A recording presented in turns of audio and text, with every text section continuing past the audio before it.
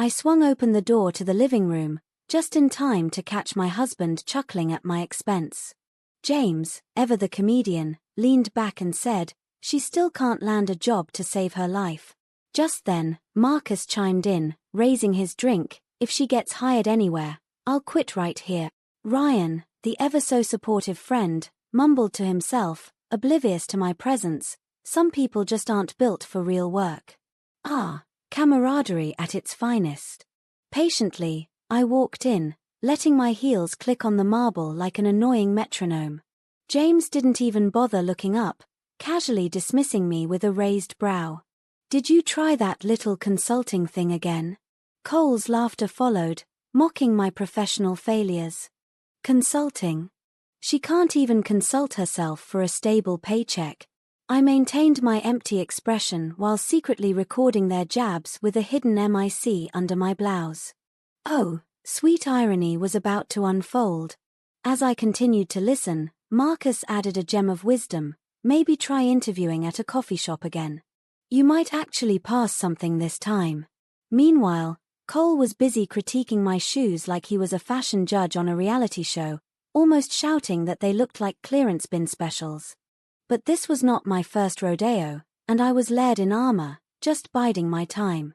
Inside, though, I couldn't help but visualize their faces when the tables turned. James leaned comfortably in his chair, clearly feeling smug. "She's harmless, guys. Let her pretend she's got prospects," he quipped. Ryan added, "Prospects don't come in bargain suits." It was a parade of insults, but their ignorance gave me strength. They saw my silence as a sign of weakness, unaware of the fact that I was a silent storm ready to burst. I stepped away, letting their chatter fade, with a grin secretly brewing inside me. Little did James know, the board meeting was already set and ready for a bombshell presentation that would shake their smugness to the core. The irony was rich, they'd mocked the very woman who held the power to have them begging for their jobs. Oh, they'd have a deluge of regret come morning. In the sanctuary of my bedroom, I connected with Sarah on an encrypted line. Her voice pierced through my bubbling rage. "The files on James and his crew are complete," she informed me. Insider trading, harassment patterns, secretive meetings, each transgression like a cherry on top of their downfall sundae. I was ready to flip the script like an acrobat, and tomorrow wouldn't just be any day, it would be the day of reckoning. "Rifle through files," she continued, detailing every twisted policy they'd swept under the rug. "Peterson is recording every incriminating morning meeting," she mentioned, and my lips curled into a triumphant smile. "Tomorrow, they'll see their own words destroy them," I vowed, relishing the thought. The power that had been stripped from me for so long was soon to be reclaimed. I scrutinized my hidden CEO badge, the symbol of authority I had yet to wield. By the time I walk into that meeting, they'll witness the woman they've ignored for years. Sarah advised caution, but I was intoxicated by the thought of their inevitable embarrassment. It was time for payback, and as they reveled in their delusion of superiority, they would meet the real me, the one they thought was powerless. And when James finally realized who he was dealing with, oh, that moment was going to be priceless. Lucy sat staring at the financial documents strewn across her desk. Well, what do we have here?" she remarked, raising an eyebrow at Sarah. Irregular expense accounts spattered all over the page revealed that Cole and Marcus had the audacity to bill personal trips to the company. Just as she thought the numbers couldn't get worse, they did. Ryan had falsified performance reports, and Ben had spilled proprietary data to Atlas Tech. Each revelation felt like another nail in the well-deserved coffin for her former colleagues. As she closed the folder, a smirk curled her lips.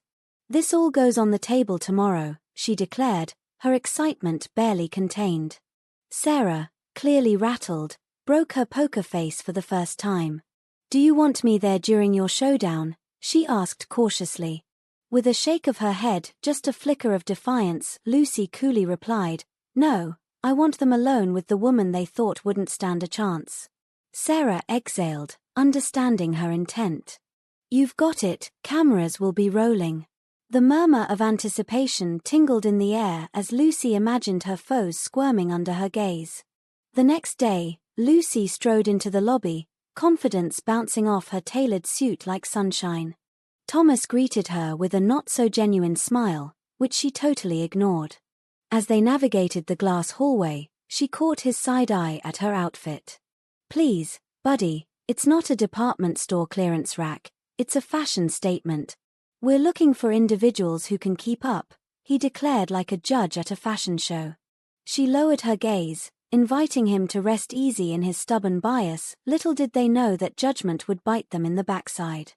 Inside the conference room, 3 managers sat waiting, arms crossed like they were victims of a cruel prank. With all the grace of a falling squirrel, one manager asked about her experience, injecting sarcasm into every word.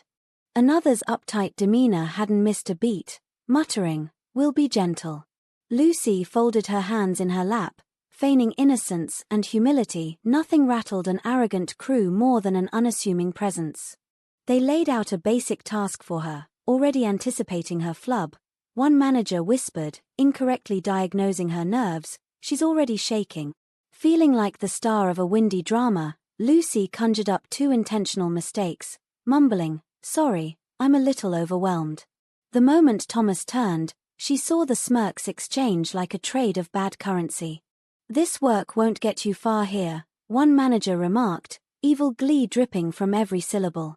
Another chimed in, "Honestly, it wouldn't get you far anywhere," the words echoing in her head like the soundtrack of a bad rom-com. As Lucy nodded with an easy smile, the microphone tucked in her blouse caught it all cleanly through the glass. Suddenly, James sauntered by, pausing in disbelief when he spotted her, phone in hand. Within seconds, the banter of hush-hush messages erupted. "Your husband says you're giving it another shot," one manager read aloud, not even attempting to hide his amusement. The laughter rolled off them like a bad sitcom, with one manager delivering the icing on the cake, "Maybe Starbucks is hiring." Lucy felt the heat bubbling under her skin but kept her poise intact, saying with calm fervor, "I'd like the chance to prove myself." As the meeting concluded, Thomas stood to extend his hand, ever the formality. "We'll let you know," he said, as another manager smirked, "Don't get your hopes up." She turned, allowing a minuscule hint of embarrassment to color her expression, but inside, she was already imagining the look on their faces when they found out the woman they belittled would be signing their termination papers. In the restroom, Lucy ducked into the stall like a superhero donned in disguise and pulled out the garment bag from the hook. She slipped into the tailored Chanel suit, and it felt as if she'd been buried alive and suddenly resurrected. Clipping the CEO badge onto her lapel, she stared into. My voice rang with a boldness that could make even the strongest of hearts tremble as I declared, "Time to end this." Stepping outside, I felt a surge of confidence that nudged those around me to scatter like startled pigeons.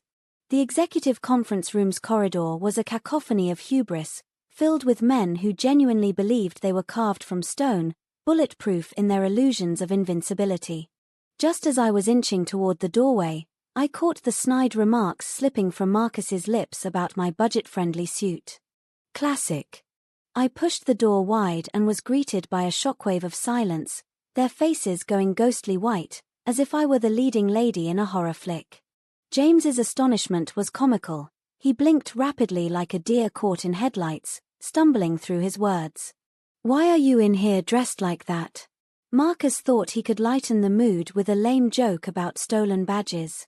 "Nope, I have my own thanks," I retorted, raising an eyebrow. Clearly, they'd underestimated the situation.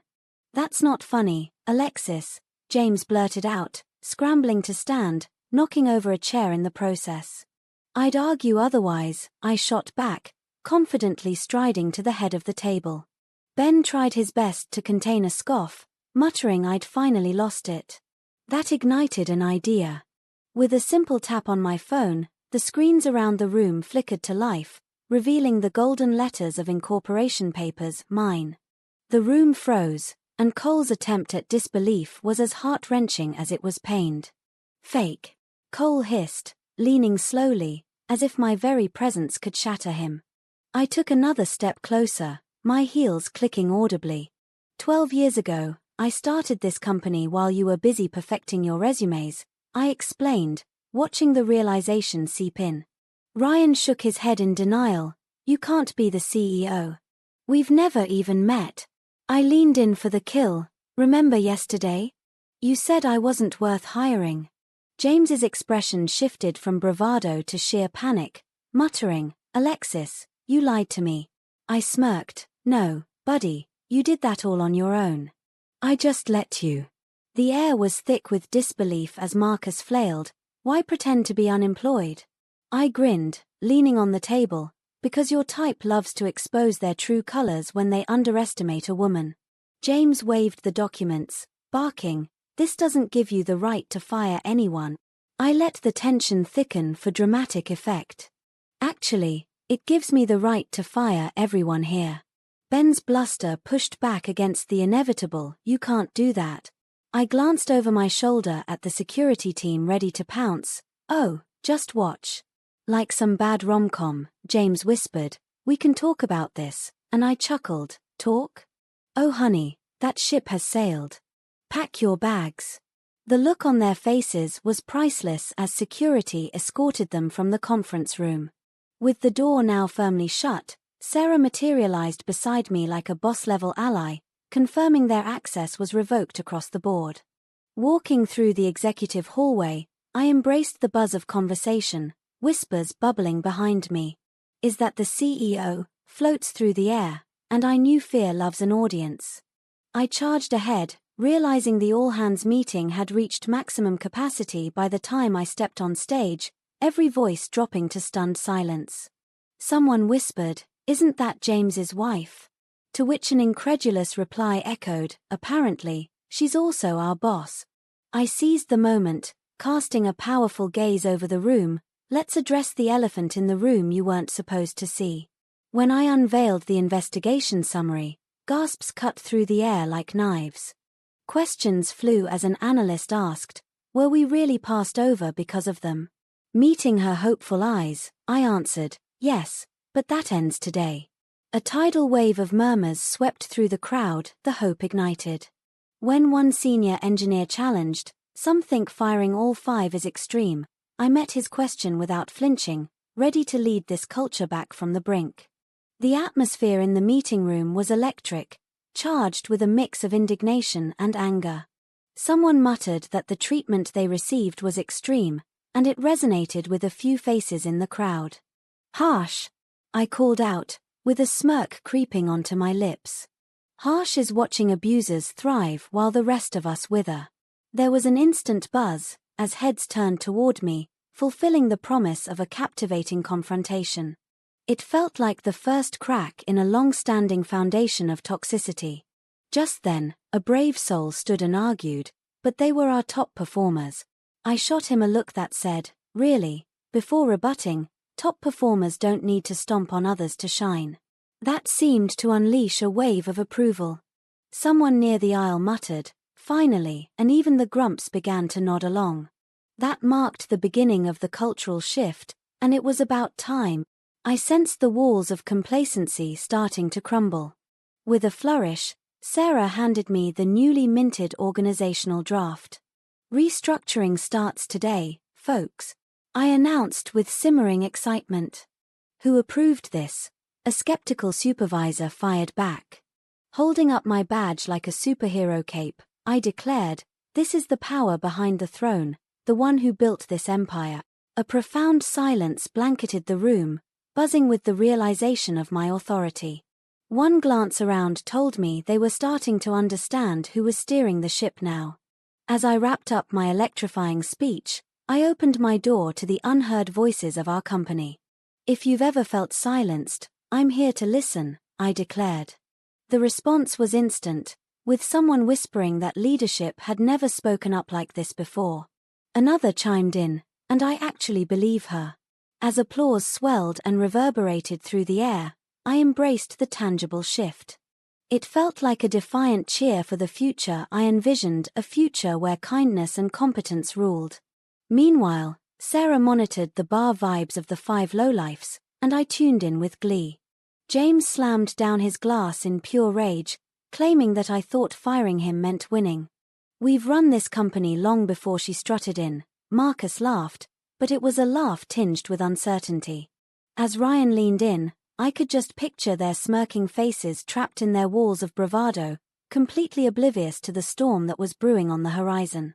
James couldn't help but boast about the genius moves they made with last year's merger, clinging to delusions of grandeur. Cole chortled, agreeing about their sweet insider tips, and I cringed, realizing how deep they're sinking into their own deceit. Insider trading only matters if you get caught, Marcus quipped, as if that was a get-out-of-jail-free card. The entire scene played out like a bad soap opera, only it was all real, every laugh, every confession sealing their fate. What came next was a round of tipsy bravado, with James and Marcus plotting just how they'd retaliate. They brainstormed about calling competitors for a little insider gossip. I shook my head, trying to wrap my mind around their wild stupidity. Sarah paused the recording, grinning like a cat that caught the canary. "These guys are begging for trouble," she said, as their careless laughter echoed ominously in my ears, the sound of impending justice. By the time they wobbled out of that bar, James was nearly tripping over his own arrogance. "She can't touch us," he blustered, oblivious to the digital trap they laid with their all-too-revealing chatter. I reveled in the moment, the evidence piling high, knowing we had everything we needed. In that chaotic whirl, the tides of fortune had indeed begun their turn, and it felt like sweet revenge was just around the corner. Tomorrow, when the storm finally rolls in, they'll get a taste of what it feels like to confess their sins in front of the board, no hiding from the consequences. James and his partners shuffled into the boardroom, dread etched on their faces, like men heading to their own execution. Sarah leaned in and murmured, "They made it right on cue. Just like clockwork."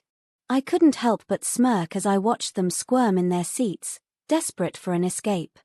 James broke the silence with a shaky whisper, "Alexis, we shouldn't be doing this in front of them." His voice cracked, and it was clear he wasn't ready for the inevitable. I strutted to the head of the table, ready to set things straight. "You lost your right to privacy the moment you chose corruption over integrity," I declared, and the tension thickened faster than a sitcom punchline. As Ryan pointed at the ominous stack of folders, I clicked the remote, and the room lit up with their drunken secrets from the bar. Surprise, surprise. Marcus's fateful words replayed, "Insider trading only matters if you get caught," which turned his face as pale as a ghost. Cole, ever the dramatic, slammed his hand on the table, sputtering, "You had no right to record that." I shot back, "You had no right to commit felonies." It felt good to finally flip the script on these so-called big shots. Ben, desperate for control, made a move to stand but was shot down by the board chair, his authority crumbling like a cookie in a toddler's hand. James leaned over, whispering, "We can work this out," but I turned to him slowly and said, "You're not negotiating with your wife today. You're facing your CEO." As Sarah laid the amnesty agreements on the table, I declared, "This is your only path that doesn't end in federal prison." Ryan gulped, his eyes wide in disbelief. I stepped closer, putting some extra weight behind my words, "I'm done with empty warnings." Poor Marcus waved his arms, yelling, "You're going to ruin our lives." I countered, "You ruined your own the moment you chose ego over ethics." The room was bouncing with tension, everyone could sense the reality crashing down. Cole's eyes flitted nervously over the agreements, whispering, "This is everything, every detail." Sarah chimed in, "You volunteered most of it last night." Gulping, James begged me, "Alexis, please," but sympathy had fled the room long ago. Just then, with a swoosh, the SEC representatives made their entrance, ushering in the final act of this melodrama. Ben signed first, trembling like a leaf, followed by the others in a train of despair. Last up was James, who looked at me and whispered, "I never thought you'd do this to me." I replied calmly, "I didn't do this to you, James. I stopped protecting you from yourself." Fast forward 6 months, Sarah whacked a folder on my desk with a grin, proclaiming, "Atlas Dynamics just posted record-breaking growth." Out the window, The skyline seemed to sparkle with renewed promise. It was almost poetic. The same men who thought they ruled the roost were now scattered, each bearing the weight of their choices.